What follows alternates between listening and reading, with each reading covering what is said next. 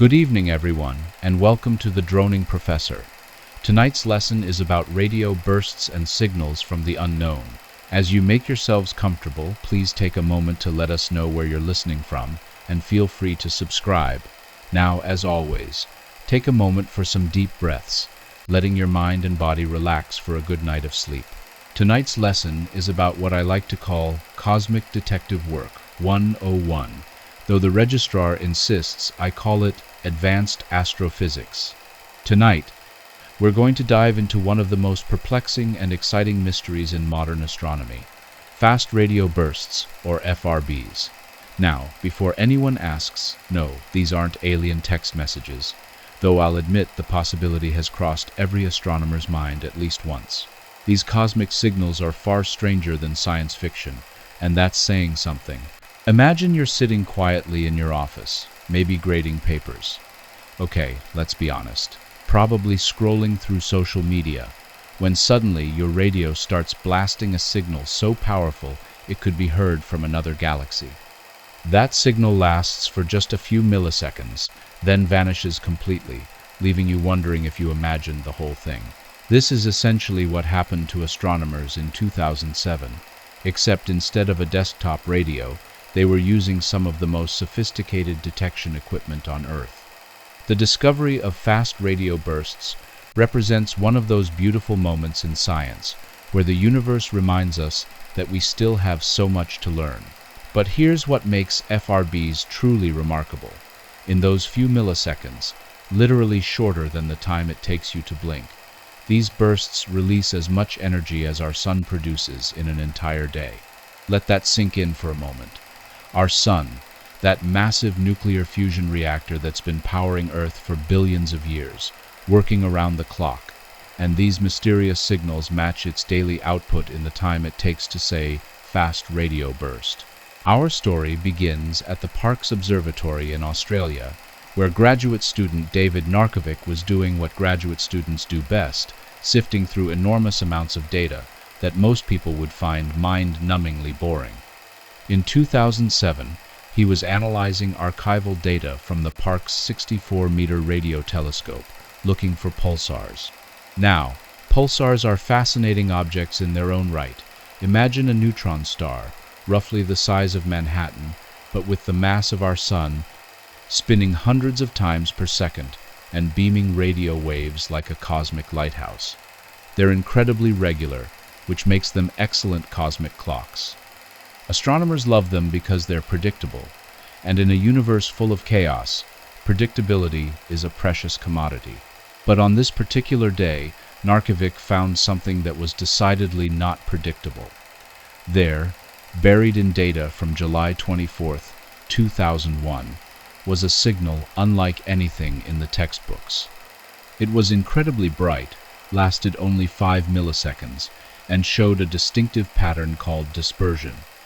Higher frequency radio waves arrived slightly before lower frequency ones, like different colored lights spreading out as they travel through a prism. This dispersion signature told a remarkable story. The signal had traveled through space for so long that the interstellar medium, that thin soup of electrons and plasma between stars, had slightly delayed the different frequencies by different amounts. The amount of dispersion suggested the signal had originated from far beyond our galaxy, possibly billions of light-years away. Narkevic and his colleagues were faced with a dilemma that every scientist dreams of and dreads. They had found something completely new. The paper describing this discovery, published in 2007, introduced the world to what would become known as FRB 010724, the first fast radio burst. Now, you might think the scientific community immediately embraced this groundbreaking discovery with open arms and champagne toasts. You would be wrong. The reaction was more along the lines of, "That's interesting, but show us another one." And that's the thing about science. One mysterious signal could be a fluke, an equipment malfunction, or interference from someone's microwave oven. Yes, microwave ovens have fooled radio astronomers before. There's actually a technical term for these false signals. Perytons, named after mythological creatures that are half stag, half bird. Because like these signals, perytons are things that shouldn't exist but apparently do. For the next several years, astronomers found themselves in the peculiar position of hunting for signals they weren't entirely sure were real. It's like being told there's buried treasure in your backyard, but the person who told you might have been hallucinating. The breakthrough came in 2013, when the same Parkes telescope detected 4 more FRBs. Suddenly, this wasn't a one-off event. It was a phenomenon. The paper announcing these discoveries, led by Thornton, essentially said to the astronomical community, "Okay, we need to talk." These early detections revealed several key characteristics that would define FRBs. First, they're incredibly brief. We're talking milliseconds. Blink and you miss them, literally. To put this in perspective, if an FRB were a firework, it would be over before the sound of the explosion reached your ears. Second, they're extraordinarily bright. In radio wavelengths, these signals outshine entire galaxies for their brief moment of existence. It's like having a flashlight that's briefly brighter than the sunday. Third, they show that distinctive dispersion signature I mentioned earlier, confirming they originate from cosmological distances. We're talking billions of light years away. Fourth, and perhaps most mysteriously, they appeared to be one-time events. Unlike pulsars, which repeat their signals with clockwork precision, FRBs seem to flash once and disappear forever, like cosmic fireflies.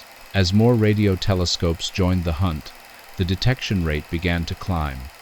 By 2015, we had found about a dozen FRBs. By 2020, the number was in the hundreds. Today, we've cataloged over 800 of these events, and new ones are being discovered almost daily. But here's where the story takes an interesting turn. Remember how I said FRBs were one-time events? Well, the universe, as it often does, decided to prove us wrong. In 2016, astronomers made a discovery that fundamentally changed our understanding of FRBs. A source designated FRB 121102, first detected in 2012, did something unprecedented, it repeated. Not once, not twice, but dozens of times. This was huge. Imagine you're studying lightning, and you find a spot where lightning strikes the same place repeatedly, sometimes multiple times per hour. You'd want to know what makes that spot special, right? The repeating nature of FRB 121102 allowed astronomers to do something impossible with one-off bursts. They could point multiple telescopes at the same location and wait for the next burst. It's like having a geyser instead of a random water balloon fight.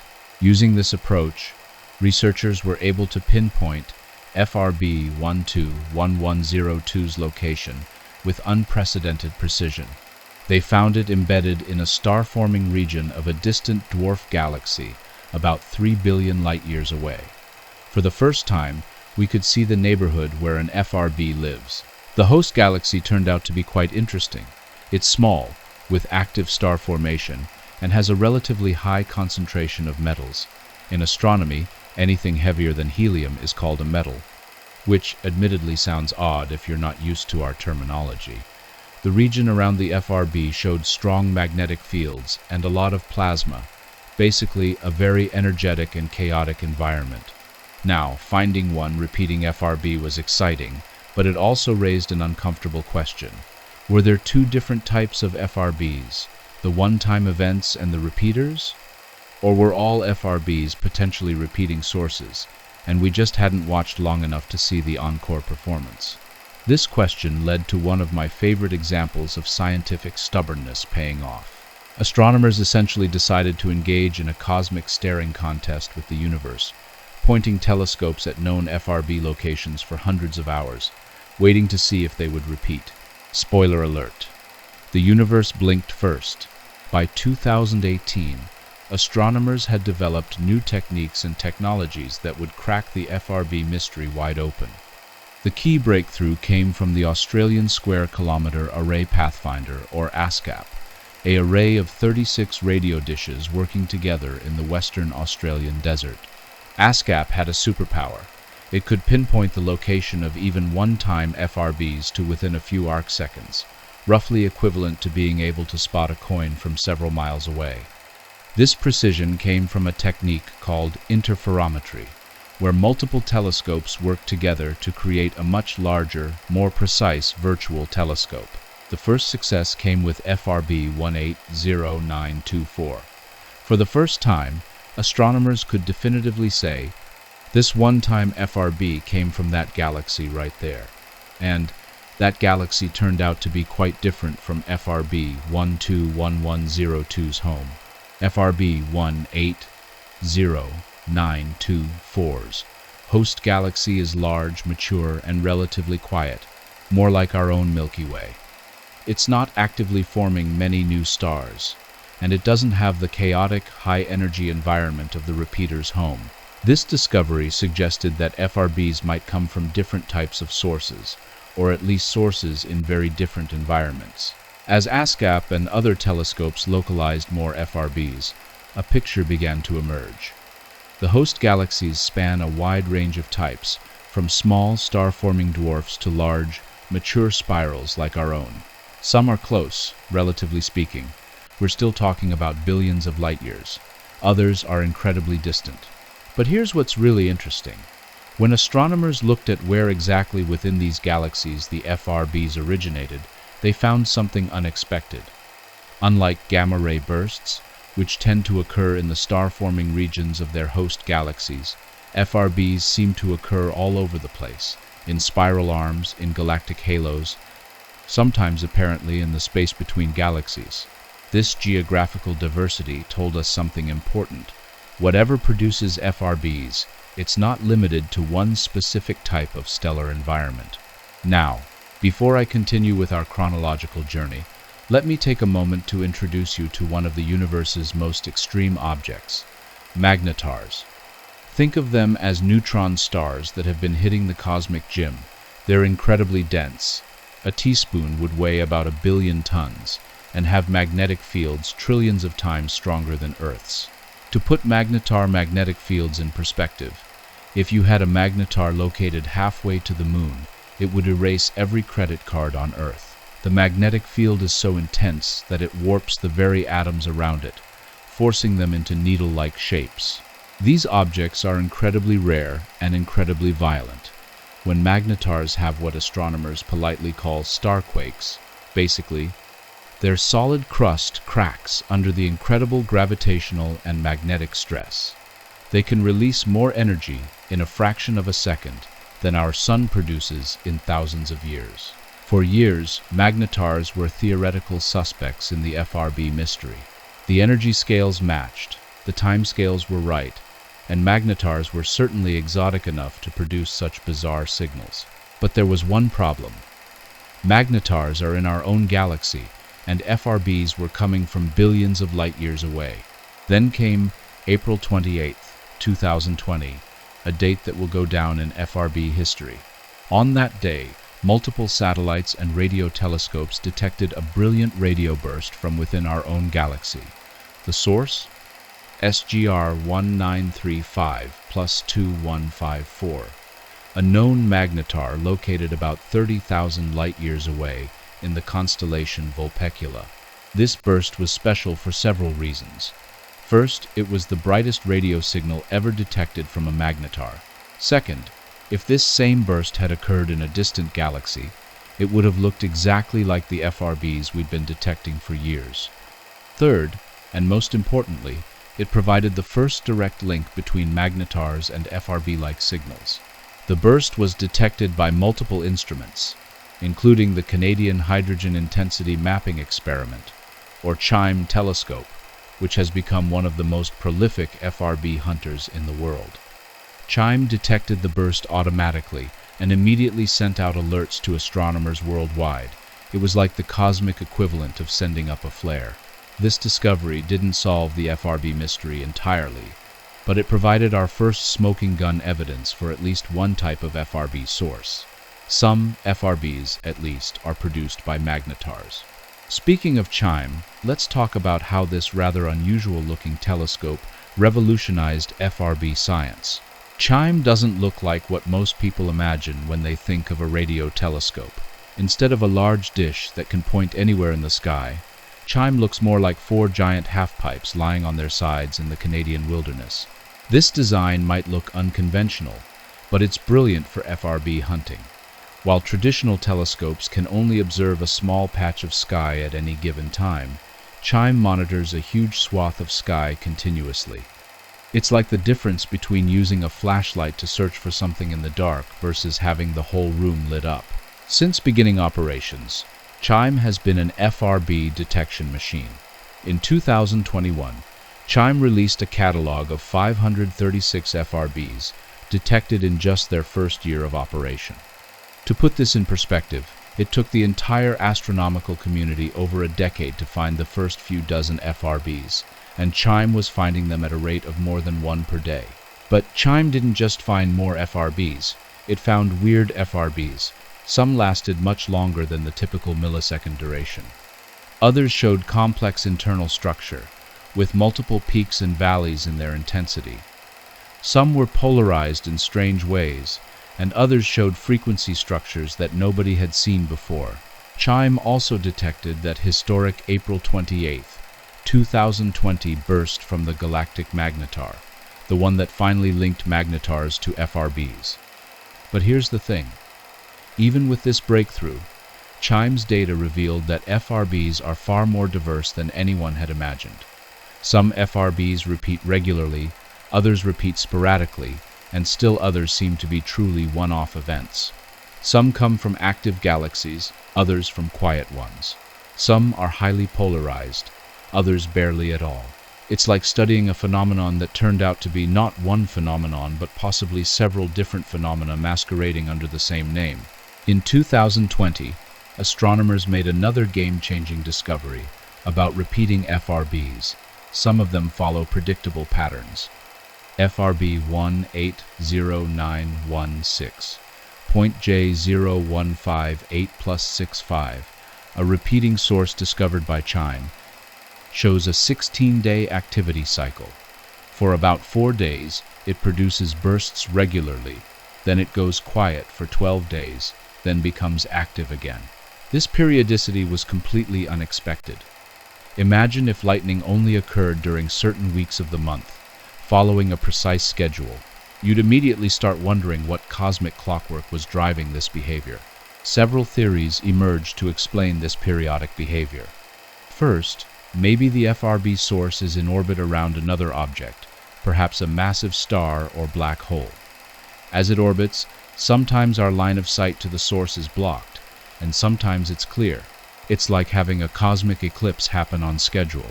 Second, perhaps the source itself is precessing, wobbling like a spinning top, so that its radio beam only points toward Earth during certain parts of its cycle. Third, maybe the surrounding environment changes periodically, sometimes allowing radio waves to escape and sometimes blocking them. Each of these explanations makes different predictions about what we should observe, giving astronomers new ways to test their theories. Since then, astronomers have found periodicity in several other repeating FRBs, with cycles ranging from 16 days to over 150 days.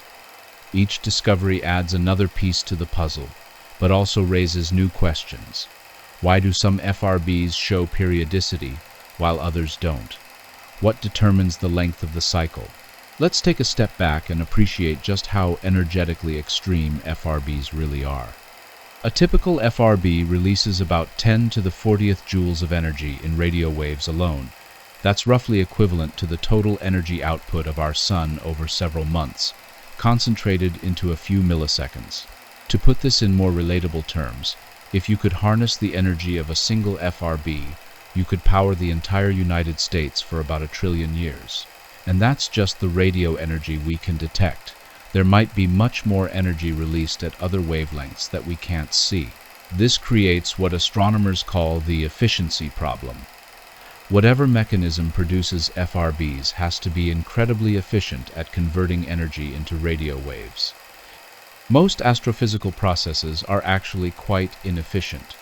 Stars convert less than 1% of their mass into energy, and even the most efficient particle accelerators on Earth operate at only a few percent efficiency. But FRB sources need to be much more efficient, especially if they're repeating sources that produce multiple bursts. It's like having a car that needs to accelerate to highway speed instantly, multiple times, without running out of gas. Several mechanisms have been proposed to solve this energy problem. Magnetar starquakes, which we discussed earlier, can release enormous amounts of magnetic energy very quickly. The magnetic field lines in a magnetar's crust can become twisted and tangled, storing energy like a wound-up rubber band. When they suddenly reconfigure, snap back to a lower energy state, they can release tremendous amounts of energy in a very short time. Another possibility involves charged particles being accelerated to incredible speeds in the intense magnetic fields around neutron stars or black holes. These particles could then produce coherent radio emission through various plasma processes. A third option involves the collision or merger of exotic objects, perhaps two neutron stars spiraling into each other, or a neutron star falling into a black hole. These events would certainly release enough energy, but they're also one-time events, so they couldn't explain the repeating FRBs. Now, we're going to dive a little deeper into the physics of how FRBs might actually generate their radio signals. Don't worry, I promise to keep the math to a minimum, but we need to understand the mechanisms that could produce such coherent, powerful radio emission. The key word here is coherent. Most astronomical radio sources produce what we call incoherent emission. It's like the difference between the light from a regular light bulb versus a laser. Incoherent emission comes from many particles radiating independently, while coherent emission requires particles to work together in a coordinated way. Several coherent emission mechanisms could potentially explain FRBs. Curvature radiation occurs when charged particles are forced to follow curved magnetic field lines at very high speeds. Think of it like a charged particle on a cosmic roller coaster. As it goes around curves, it radiates energy in a highly directional beam. Synchrotron maser emission is like having a cosmic amplifier. Under certain conditions, relativistic particles can amplify radio waves as they pass through, creating intense, coherent beams of radiation. Plasma instabilities can occur when you have different populations of charged particles moving at different speeds through the same region. Under the right conditions, these instabilities can suddenly dump enormous amounts of energy into radio waves. But here's the challenge. All of these mechanisms require very specific physical conditions to work. The particles need to be at just the right energies, in just the right magnetic field configurations, with just the right densities. It's like trying to tune a cosmic radio to pick up a very specific station. Everything has to be just right. This is why the magnetar connection was so important. Magnetars provide exactly the kind of extreme environment where these exotic plasma processes might actually occur. One of the most important questions about FRBs is, how far away are they? This matters enormously for understanding how much energy they actually produce. A firecracker looks pretty dim from across a football field, but if that same dim light were actually coming from the moon, the firecracker would have to be incredibly bright. The primary tool astronomers use to measure FRB distances is dispersion, that same effect I mentioned earlier, where different radio frequencies arrive at slightly different times. As radio waves travel through space, they encounter free electrons in the interstellar and intergalactic medium. These electrons affect higher and lower frequency radio waves slightly differently, causing them to arrive at different times. The amount of this delay depends on two things: how far the signal has traveled, and how many electrons it encountered along the way. If we can estimate the average density of electrons in space, which we can, roughly, then the dispersion delay tells us the distance. This technique works pretty well, but it has some uncertainties. The distribution of electrons in space isn't perfectly uniform. There are dense regions and sparse regions, and the exact path the radio waves took matters. It's like trying to figure out how far you drove by measuring how many bugs hit your windshield. It works as a rough estimate, but the bug density varies from place to place. Using dispersion measurements, we've determined that FRBs come from a wide range of distances. The closest ones are a few 100 million light-years away, relatively nearby in cosmic terms. The most distant ones appear to come from when the universe was less than half its current age, over 8 billion light-years away. This distance distribution tells us something important. FRBs have been occurring throughout most of cosmic history. Whatever produces them, it's not a recent phenomenon tied to the current state of the universe. With hundreds of FRBs now detected, astronomers can start to do statistical studies of the population. One of the first questions is, how many FRBs are actually occurring? This sounds simple, but it's surprisingly tricky to answer. Different telescopes have different sensitivities and observe different parts of the sky for different amounts of time. It's like trying to count all the lightning strikes on Earth by looking out your window. You'll miss most of them. Based on current detection rates and accounting for the limitations of our telescopes, astronomers estimate that thousands of FRBs are occurring across the observable universe every day. That might sound like a lot, but spread across billions of galaxies, it means each galaxy might produce an FRB only every few years on average. However, there's a big caveat here. Most of our FRB detections come from relatively nearby sources, cosmically speaking. We're probably missing the vast majority of FRBs from very distant galaxies simply because they're too faint for our current telescopes to detect. When astronomers study any class of astronomical objects, one of the first things they try to determine is the luminosity function. Basically, how many bright objects are there compared to dim ones? For most types of objects, dim ones vastly outnumber bright ones, like how there are many more 40-watt light bulbs than stadium floodlights. For FRBs, this question is still being worked out.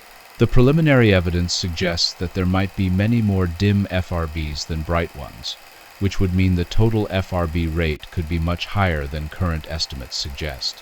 One of the most important questions about FRBs is, do they produce emission at wavelengths other than radio? If they do, it could provide crucial clues about the physical mechanisms involved. This question has led to some of the most intensive follow-up observation campaigns in modern astronomy. When a new FRB is detected, astronomers immediately point X-ray telescopes, optical telescopes, and gamma-ray detectors at the same location, hoping to catch any associated emission. The results have been mostly disappointing. The vast majority of FRBs show no detectable emission at other wavelengths, at least not with the sensitivity of current instruments. It's like hearing a loud sound but seeing no flash of light. The FRBs seem to be putting almost all their energy into radio waves. However, there have been a few intriguing exceptions. The April 28, 2020 magnetar burst that I mentioned earlier was detected not only in radio waves, but also in X-rays. Several space telescopes, including the European Space Agency's Integral satellite, detected a brief X-ray spike at exactly the same time as the radio burst. This simultaneous radio and X-ray detection was incredibly important because it confirmed that at least some FRBs are part of larger energetic events. The X-ray emission actually carried much more energy than the radio emission. The radio waves were just the tip of the iceberg. This discovery suggests that we might be missing a lot of the story by only looking at radio wavelengths. If most FRBs are accompanied by emission at other wavelengths that we're not detecting, then the total energy involved could be much larger than we thought. Here's where we get into some of the more subtle detective work in FRB science. When radio waves travel through space, they don't just experience dispersion, they also experience scattering. This happens when radio waves encounter irregularities in the density of free electrons, causing some of the signal to take slightly longer paths than others. The result is that what started as a sharp, brief pulse gets smeared out in time. It's like the difference between hearing someone shout across a canyon versus hearing the same shout in a reverberating cathedral. The scattering adds an echo tail to the signal. Here's the interesting part. The amount of scattering tells us about the environments the radio waves traveled through. Signals from very turbulent, chaotic regions show more scattering, while signals from relatively quiet regions show less. When astronomers analyzed the scattering properties of FRBs, they found something unexpected. Many FRBs show much more scattering than you'd expect based on their distance alone. This suggests that either the FRBs originate in very turbulent environments, or they pass through unusually dense regions on their way to us. This observation has led to new theories about FRB environments. Maybe FRBs occur in the dense, chaotic regions around massive black holes, or in the outskirts of galaxy clusters where gas densities are high and turbulent. Light waves, including radio waves, can be polarized, meaning the electric field oscillates in a preferred direction. Most natural light sources produce unpolarized or weakly polarized radiation, but some astronomical objects produce highly polarized signals. FRBs, it turns out, are often highly polarized, and their polarization properties provide another set of clues about their origins and the environments they pass through. Many FRBs show strong linear polarization, meaning their radio waves oscillate primarily in one direction. The angle of this polarization can change across the frequency range of the burst, creating complex patterns that encode information about magnetic fields along the line of sight. Some FRBs also show circular polarization, where the electric field rotates as the wave propagates. This is particularly interesting because circular polarization is often produced by relativistic particles moving in strong magnetic fields, exactly the conditions we expect near neutron stars and black holes. But perhaps most intriguingly, FRB polarization often shows the effects of Faraday rotation, a phenomenon where polarized radio waves have their polarization angle twisted as they pass through magnetized plasma. The amount of twisting depends on the strength of the magnetic field and the density of the plasma. Some FRBs show enormous amounts of Faraday rotation, much more than expected from the general interstellar medium. This suggests they either originate in regions with extremely strong magnetic fields, or they pass through such regions on their way to us. FRB 121102, our first repeating source, shows Faraday rotation that's among the highest ever measured for any astronomical source. The magnetic field environment around this source must be truly extreme. After more than 15 years of FRB observations, astronomers have proposed dozens of theories to explain these mysterious signals. Some are highly technical elaborations of known physics, others are more creative. Let me walk you through some of the leading contenders. The magnetar model. As we discussed, magnetars remain the leading explanation, especially after the April 2020 detection of an FRB-like burst from a galactic magnetar. The basic idea is that sudden reconfigurations of the incredibly strong magnetic fields around these objects can accelerate particles and generate coherent radio emission. Neutron star mergers. Some FRBs might be produced when two neutron stars spiral into each other and merge. This would explain the enormous energies involved, and why some FRBs appear to be one-time events. The downside is that neutron star mergers are quite rare, so this model struggles to explain the observed FRB rate. Black hole models. Various theories invoke black holes, either stellar mass black holes accreting material or supermassive black holes in galaxy centers. The extreme gravitational and magnetic field environment around black holes could potentially generate the required energies. Pulsar models. Some theories suggest that FRBs might be produced by young, highly energetic pulsars, neutron stars that spin rapidly and have strong magnetic fields. Under certain conditions, these objects might produce brief, intense radio bursts. White dwarf models. A few theories propose that FRBs might come from white dwarf stars, dense stellar remnants that are less exotic than neutron stars, but can still have strong magnetic fields under certain conditions. And then there are the really wild ideas. Cosmic string models. Some physicists have proposed that FRBs might be produced by cosmic strings, hypothetical one-dimensional defects in spacetime left over from the early universe. When cosmic strings move or vibrate, they could potentially produce brief, intense bursts of electromagnetic radiation. Alien technology.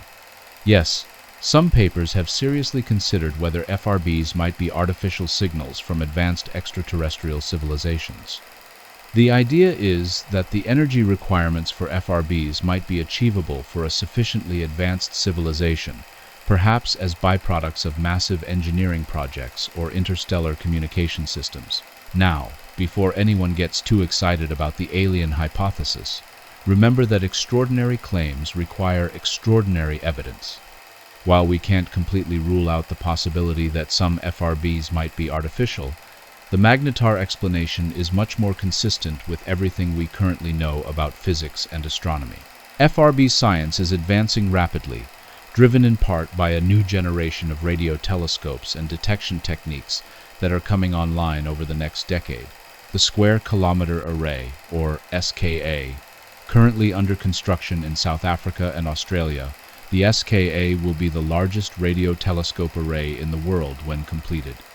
It will be roughly 50 times more sensitive than current instruments, meaning it will be able to detect FRBs from much greater distances and with much more precision. The SKA's sensitivity improvement isn't just about seeing more FRBs, it's about seeing the faint ones we're currently missing. If there are many more dim FRBs than bright ones, as preliminary evidence suggests, then SKA could increase FRB detection rates by orders of magnitude. CHIME/FRB outriggers. The successful CHIME telescope is being expanded with additional stations across North America.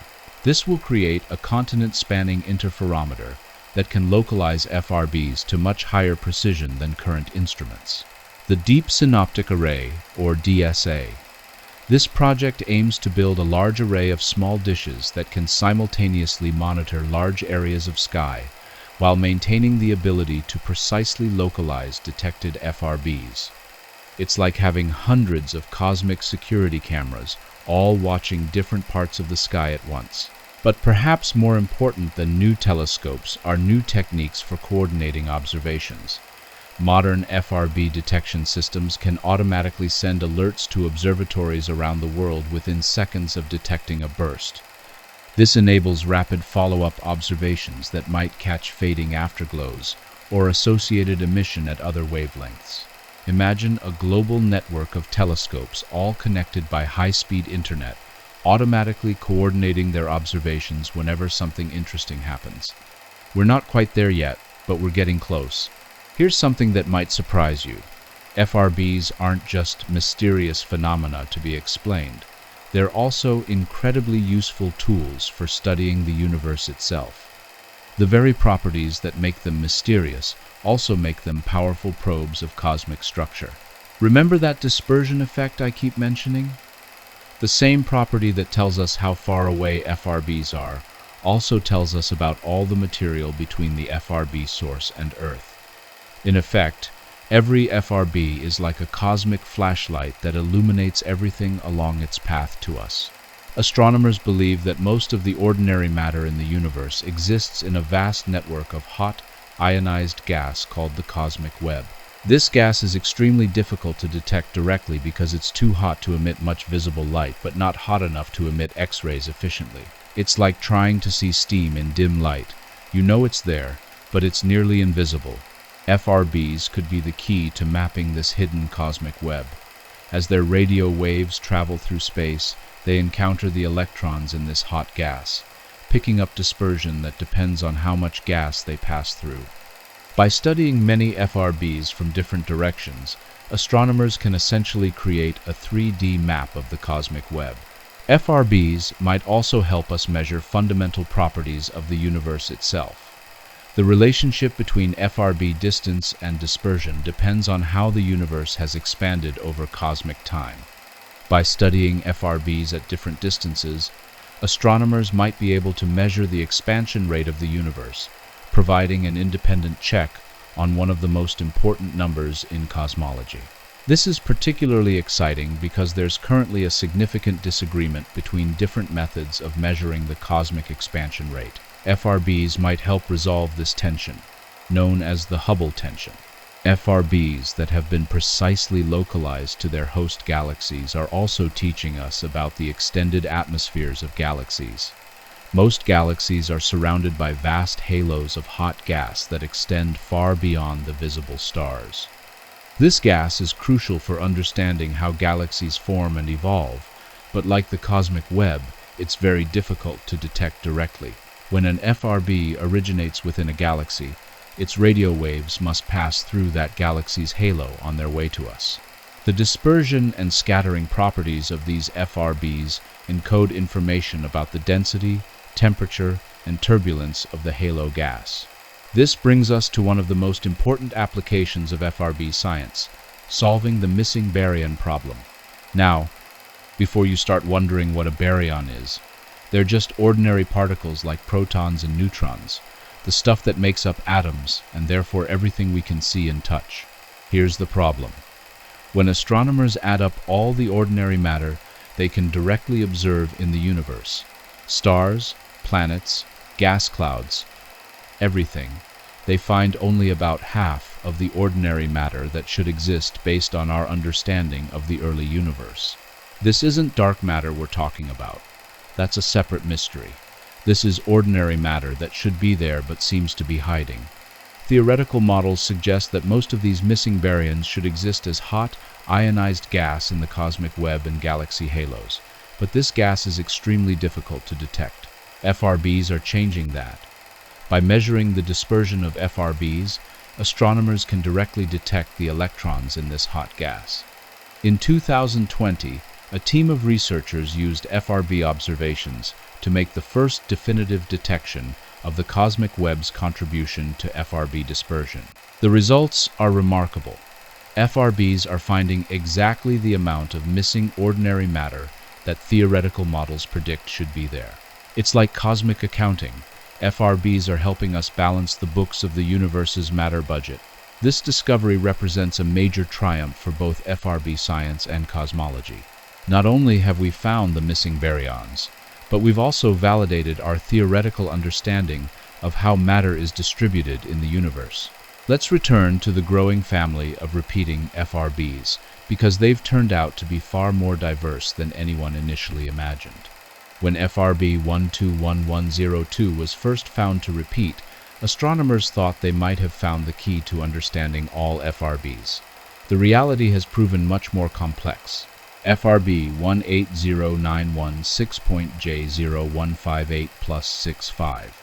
This source shows that 16-day periodicity I mentioned earlier, but its bursts are also much broader in frequency than typical FRBs. It's like having a radio station that broadcasts on many channels simultaneously. FRB 190711. This repeater produces bursts that are among the most energetic ever detected, yet it repeats sporadically with no obvious pattern. It's the astronomical equivalent of a friend who texts you randomly but always has something important to say.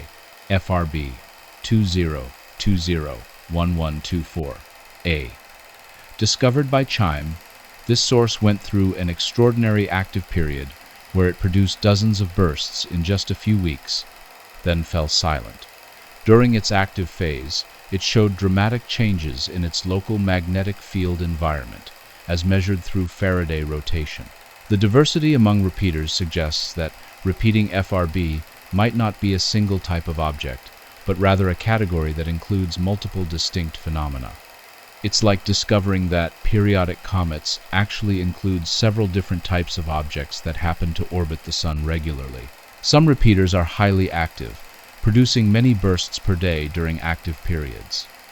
Others are much more sedate, producing only a few bursts per year. Some show clear periodicities, others appear completely random. Some produce bursts that all look similar, others show dramatic variations from burst to burst. This diversity is both exciting and challenging. It's exciting because it suggests that FRBs are opening a window into multiple exotic astrophysical phenomena.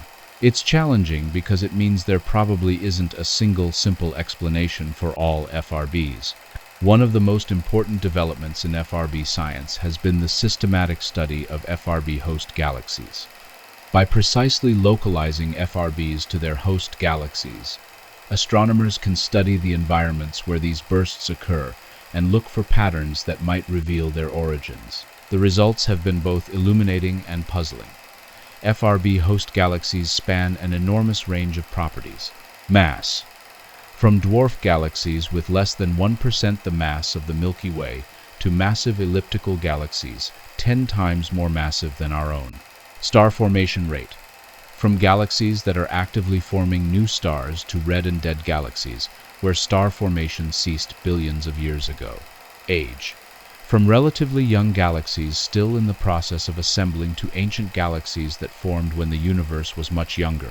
When astronomers compare the statistical properties of FRB host galaxies to the general galaxy population, they find some intriguing patterns. FRB hosts tend to be slightly more massive than average and have slightly lower star formation rates than typical star-forming galaxies. However, the correlation isn't strong enough to be definitive. It's like finding that people who get struck by lightning are slightly more likely to be tall. There might be a real effect there, but it doesn't explain the whole phenomenon.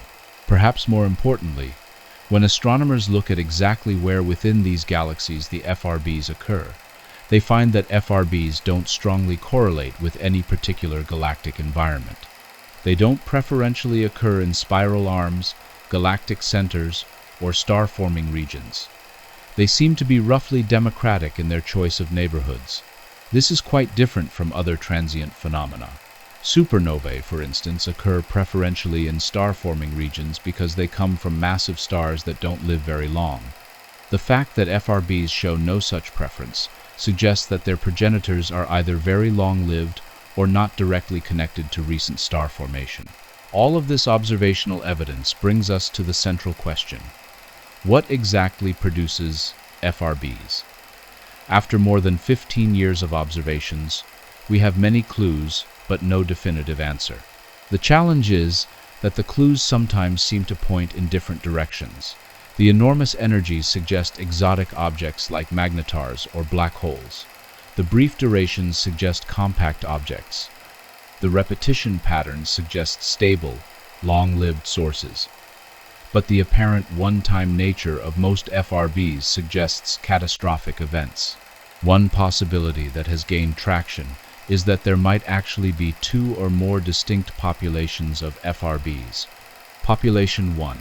Repeating FRBs that come from young magnetars in active star-forming regions.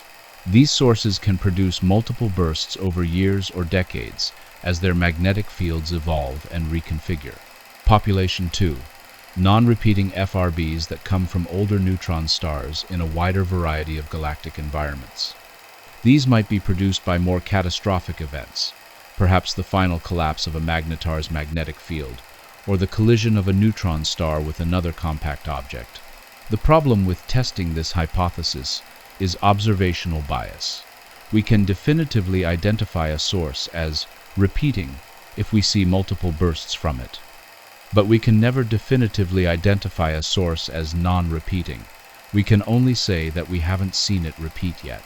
Imagine trying to distinguish between two types of fireflies, ones that flash multiple times and ones that flash only once in their lifetime.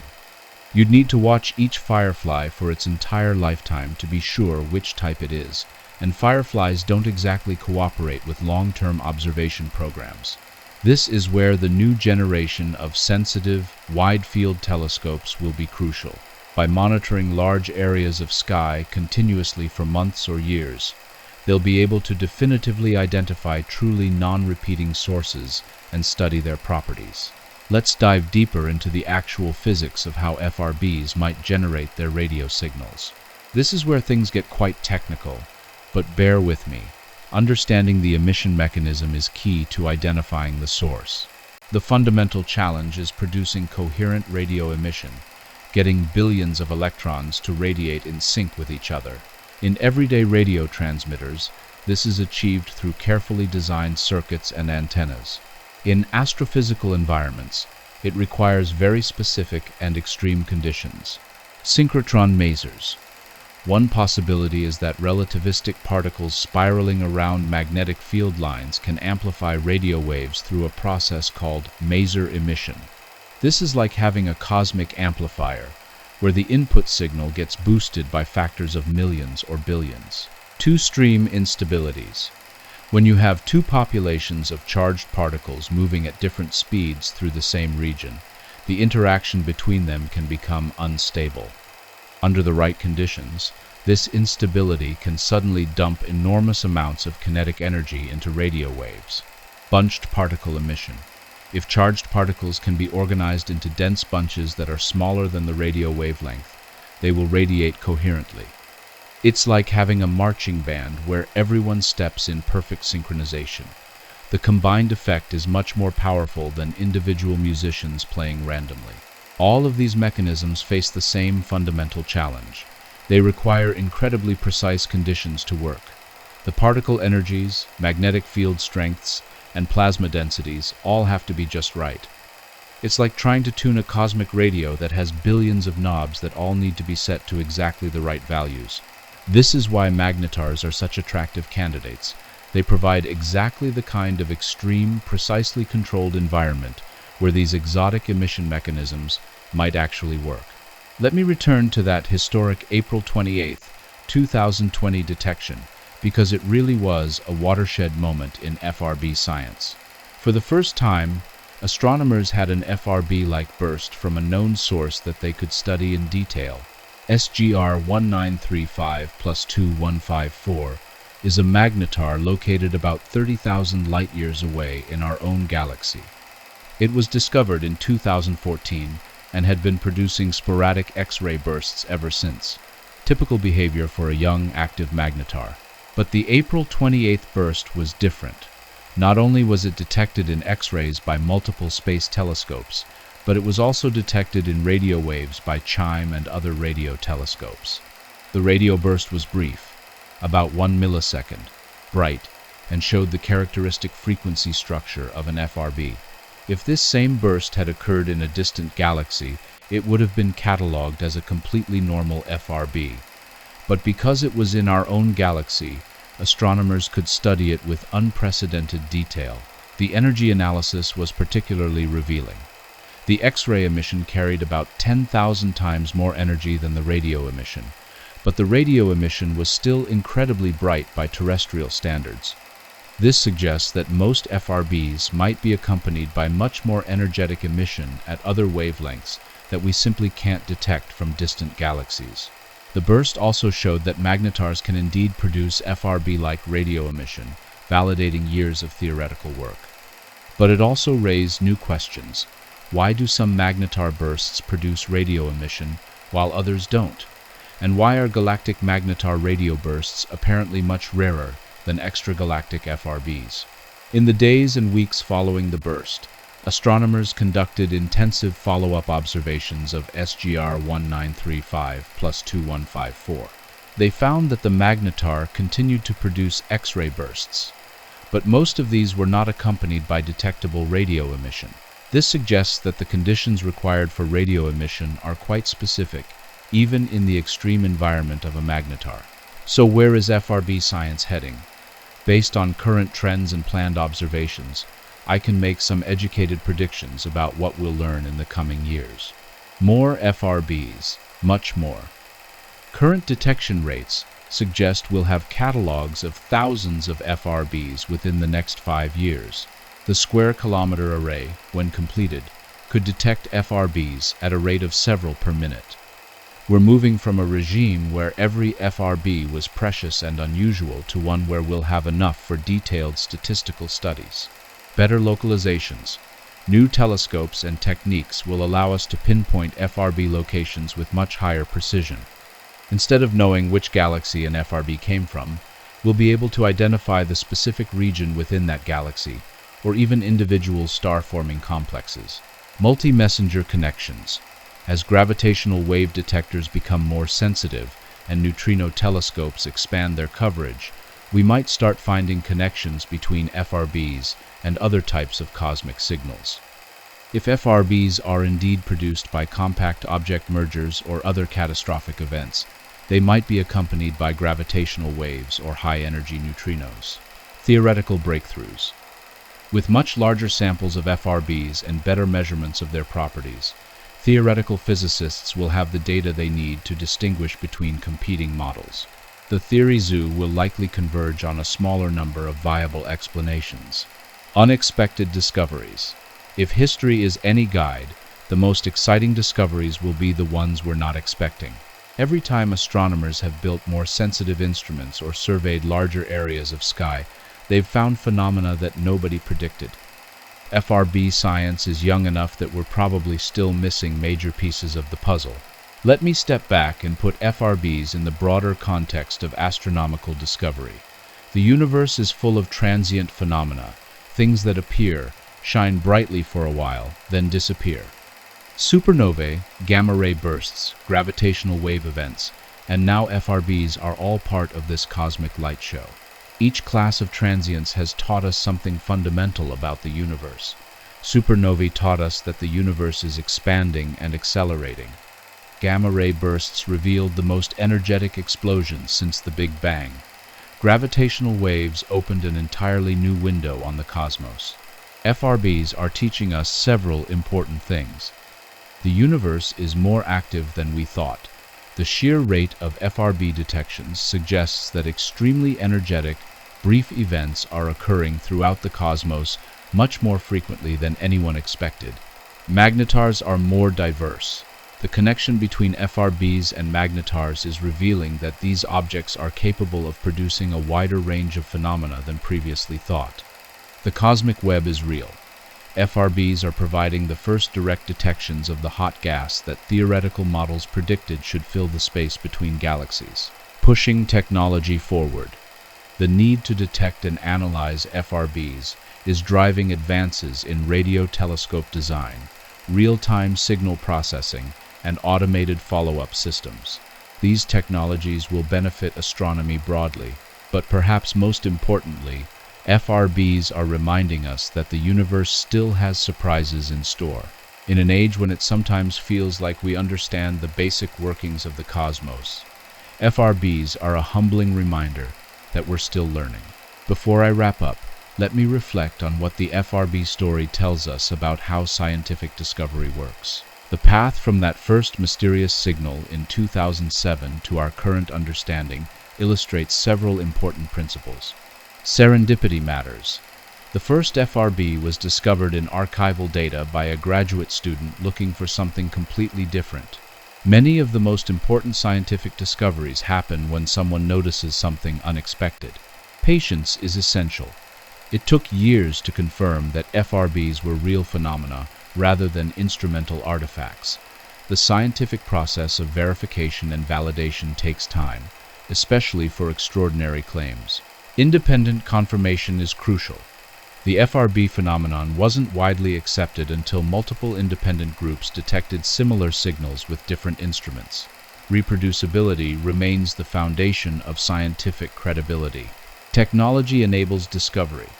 The rapid progress in FRB science has been driven largely by improvements in radio telescope technology, signal processing, and automated detection systems. New instruments don't just see the same things better, they reveal entirely new phenomena. Collaboration accelerates progress. Modern FRB research involves radio astronomers, theoretical physicists, plasma physicists, cosmologists, and computer scientists working together. The most complex problems require diverse expertise. Data sharing benefits everyone. The astronomical community's commitment to sharing FRB data and discoveries has accelerated progress enormously. Science works best when information flows freely. Despite all the progress I've described, FRB science still faces several major unsolved problems. The progenitor problem. We still don't know definitively what produces FRBs. While magnetars are strong candidates, the connection isn't ironclad for all types of FRBs. The energy problem. The efficiency required to produce FRB energies in radio waves alone remains challenging to explain with known physical processes. The repetition puzzle. Why do some FRBs repeat while others apparently don't? Are these different types of objects or different phases of the same phenomenon? The localization challenge. While we can localize some FRBs to their host galaxies, we need even better precision to identify specific progenitor objects or regions. The multi-wavelength problem.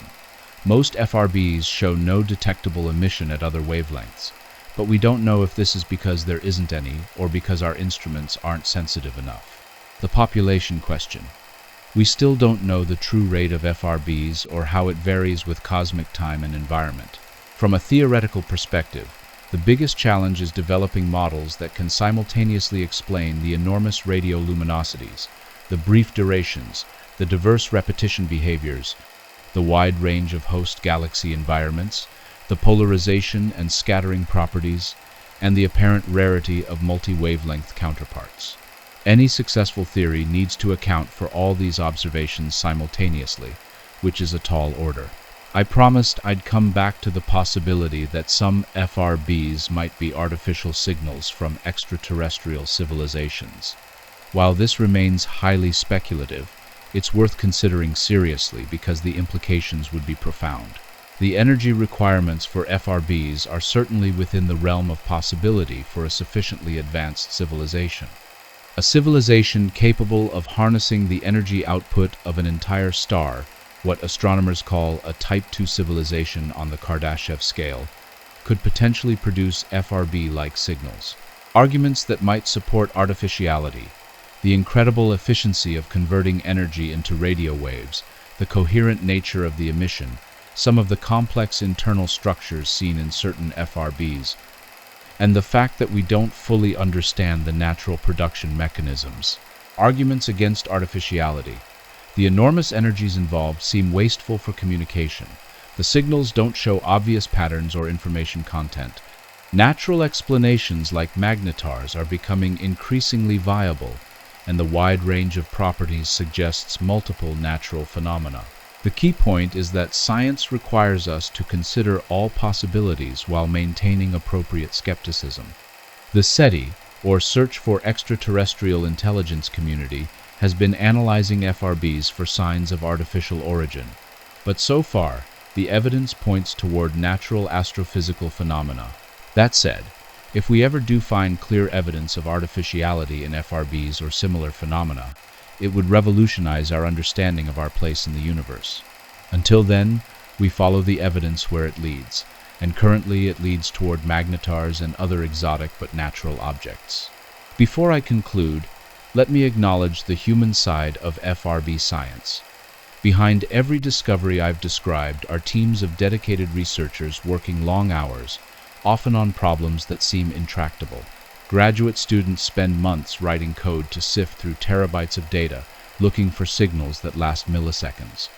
Postdocs develop sophisticated algorithms to distinguish real FRBs from radio frequency interference. Faculty members write grant proposals arguing for funding to study phenomena that didn't exist when they were students. The global nature of FRB research is particularly remarkable. Major discoveries have come from telescopes in Australia, Canada, the United States, China, and elsewhere. The rapid alerts that enable follow-up observations rely on international networks of observers who coordinate across time zones and continents.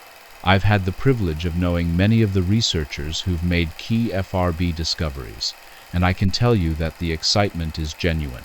There's nothing quite like the moment when you realize you're seeing something that nobody has ever seen before, something that might change our understanding of the universe.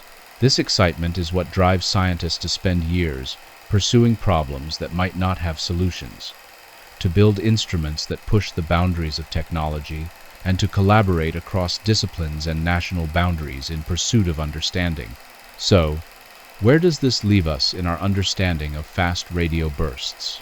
We've come an enormous distance since that first mysterious signal detected in 2007. We now know that FRBs are real, numerous, and diverse.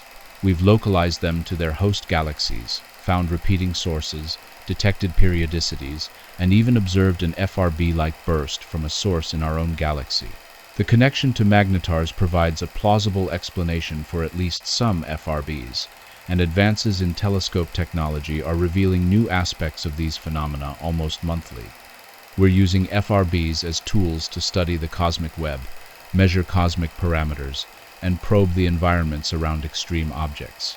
What we know: FRBs are real astrophysical phenomena. They occur throughout the observable universe. Some repeat, others appear to be one-time events. They likely originate from compact objects like magnetars. They're useful tools for studying cosmic structure. They represent one of the most energetic radio phenomena in the universe. What we don't know: the exact physical mechanism that produces the radio emission, whether all FRBs come from the same type of source, why some repeat while others don't, how common they really are, what determines their diverse properties, whether they're always associated with emission at other wavelengths. In many ways, FRBs represent everything that's exciting about modern astronomy. They're mysterious enough to capture our imagination, energetic enough to challenge our understanding of physics, and numerous enough that we can study them systematically. They connect to fundamental questions about the nature of matter, energy, and space-time in the most extreme environments in the universe. But perhaps most importantly, FRBs remind us that the universe still has secrets to reveal. In an age of precision, cosmology, and detailed theoretical models, it's humbling and exciting to encounter phenomena that we're still trying to understand. The next decade promises to be transformative for FRB science. New telescopes will detect thousands of FRBs, new techniques will localize them precisely, and new theoretical insights will help us understand what produces these remarkable signals. I suspect that by the time you're all professors yourselves, we'll have a much clearer picture of what FRBs are and how they work. But I also suspect that they'll have led us to new mysteries that we can't even imagine today. And that, perhaps more than any specific discovery, is what makes science so exciting. Every answer leads to new questions. Every solved mystery reveals new puzzles, and every technological advance opens new windows on the cosmos. The universe, it seems, has an inexhaustible supply of fast radio bursts, both literal and metaphorical, waiting to surprise us. And please don't ask if they're alien signals. I've been waiting 15 years for a definitive answer to that one myself. And in case you've enjoyed our evening talk so much and still might be awake, here is another educational video for you.